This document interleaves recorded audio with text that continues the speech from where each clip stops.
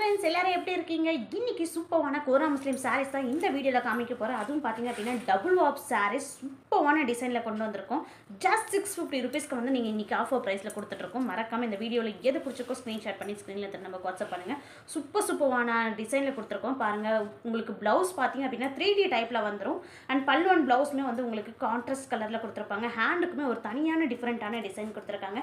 கோரா முஸ்லீமோட ஸ்பெஷலாக அதுதான். அவங்க உங்களுக்கு ப்ளவுஸ் வந்து எதுவுமே ப்ளைனாக வராது. நல்ல உங்களுக்கு ஜரி ஒர்க்கில் சூப்பரான டிசைனில் கொடுத்துருப்பாங்க.